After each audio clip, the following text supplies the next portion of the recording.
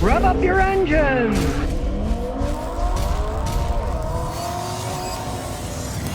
Well, it's happened. The price of gas in the United States is now averaged over $4 a gallon. And I just got back from the West Coast where I saw gas over $7 a gallon. So today, I'm going to show you what you can do about it and perhaps more importantly, what you should not do about it. Now, every time the price of gas goes sky high, people come out of the woodwork trying to tell you if you put this in your gas or you put this on your car, you'll get better gas mileage, blah, blah, blah. Let me tell you, that stuff is all absolute nonsense and it can actually damage your car. From little plug-in devices you can stick on your OBD port, putting mothballs in your gas tank. Don't do it. Or putting magnets on your fuel line to align the molecules to get better gas mileage. That is all nonsense. Don't fall for this stuff. There's guys out there, some say, oh, there's magic pills you pour in your gas tank, or you put this in your oil, you get better gas mileage. Don't try any of those things. They're gigantic scams. My 2026 Camry Hybrid get better gas mileage because it's new. It already averages between 46 and 47 miles a gallon. It's set up for that. You can't really change the gas mileage your car is getting if it's been maintained and is driven not like a maniac. So don't fall for any of those schemes, right? Here are some actual things you can do to maximize your gas mileage. The first is to ensure you have the proper air pressure in your tires. You can check them with an air gauge, or if you're getting old and lazy like me, I'll just use my Toyota app. There it is. And I will go to status, and there's the tire pressure. They're all 38 PSI, they're all fine. Now this is a hybrid SC with fancy tires and rims, runs a little bit higher air pressure. You got an older car, a lot of times you'll put 33, 34 PSI in it. But you gotta have the right PSI, especially if your tires are low on air, okay? When they're low on air, they get flatter, they have more rolling resistance, you will get worse gas mileage. And let's say your tires are old and they're wearing out, shop around when you're buying new tires. There are many new tires out there that can actually get a little bit better gas mileage. They're made for better gas mileage, especially if you have an electric car. Michelin just came out with a brand new tire that's made for electric tires that they claim are so much better that you can get up to 30 miles more distance on your charges by switching to those tires. So if they're wearing out, do a little research before you buy new tires. And the next thing to get the best gas mileage is your air filter. It may sound dumb, but air filters filter out the dirty air, right? New car, new filter. Because an average car burns about 1,500 cubic feet of air for every gallon of gasoline that it burns. So, that's a lot of air. Amazing we have any air left, right? But, if you have a dirty filter, that air can't pass through. You won't get the right amount of air, you get worse gas mileage. It's just pure physics. It's a simple thing. Check it out, you know. Put it up to the sun. If you can see through it like this, yeah, you can see the sun through there. Hey, it's all clean. If it's dirty, get another filter. Filters are cheap. You can see the sun easily through all the slots as we run it up and down. It's clean. And don't just buy the cheapest filter you can. This is a Toyota Denso one because it's a new car, right? Notice, there's lots of pleats. The more pleats, the more surface area. You buy the cheap ones, you'll see they might not even have half as many pleats. They won't last as long. They won't filter as good. You don't have to go to the Toyota dealer and buy them. You can buy them any place.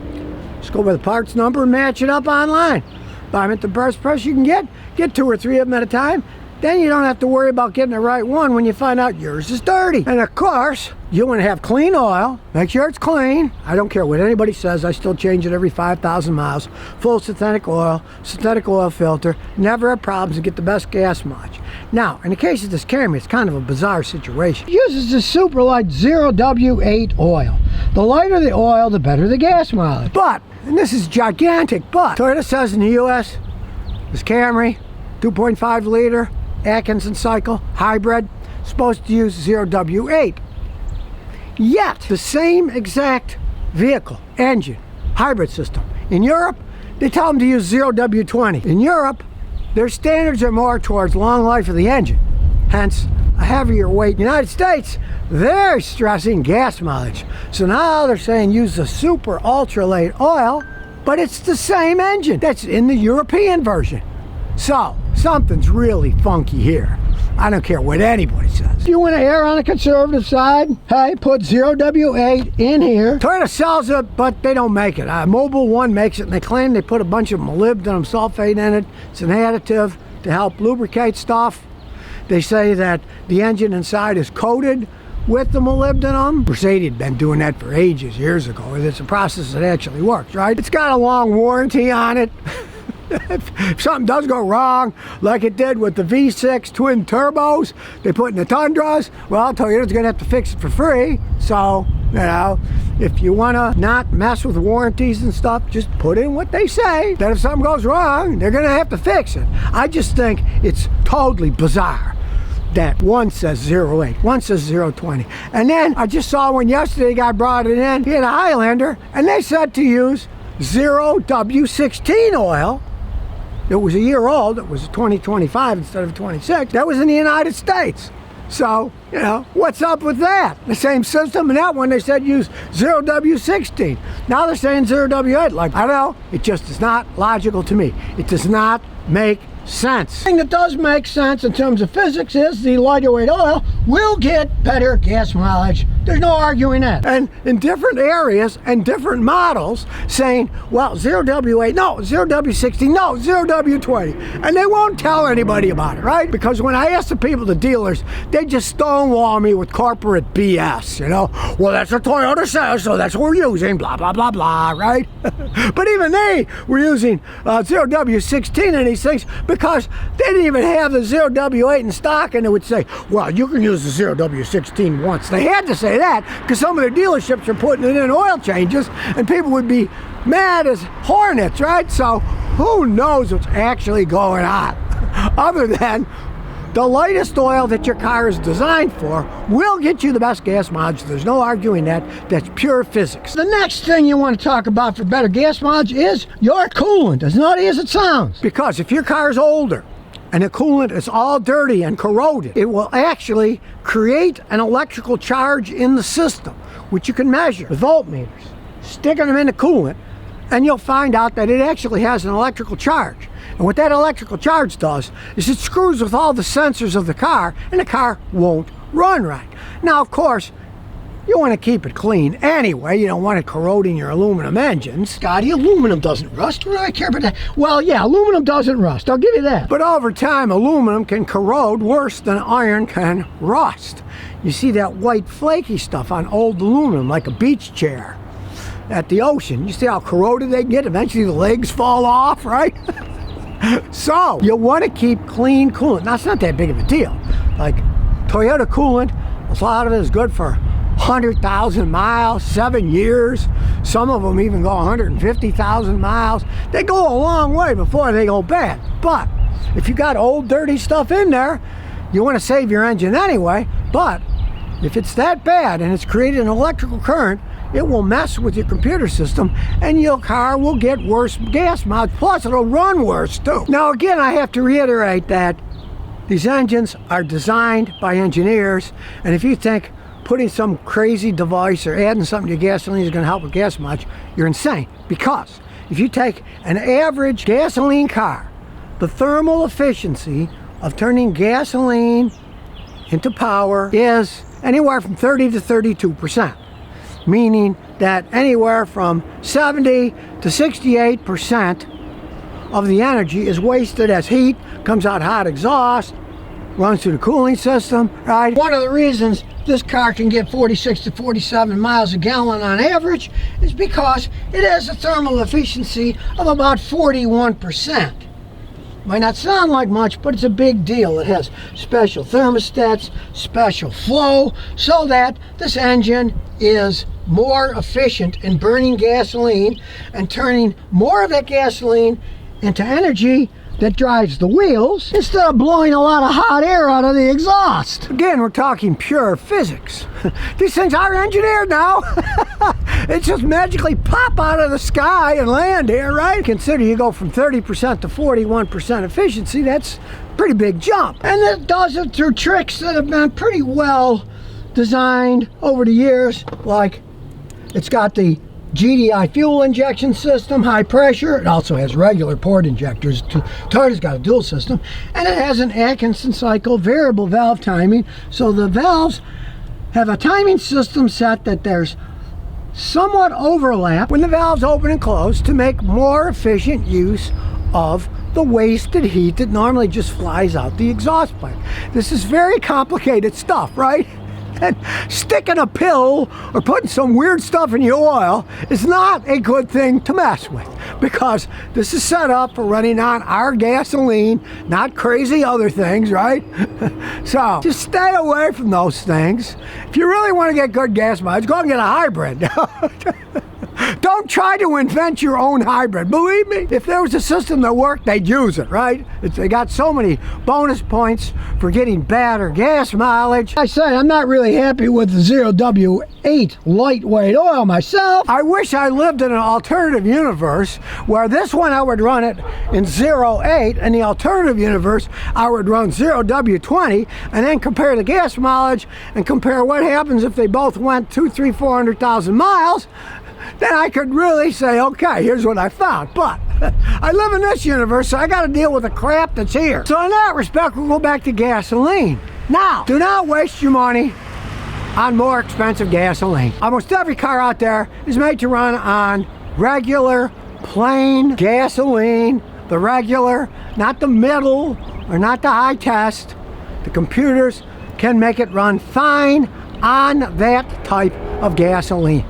This is a relatively high compression engine, but the computer knows how to adjust everything so that it runs fine and still gets 47 miles a gallon, right? You put in high test gas, you're just throwing your money down the toilet. Now you'll notice that all the ads on TV and stuff, they're always advertising the premium gas, right? They're trying to get you to buy that crap.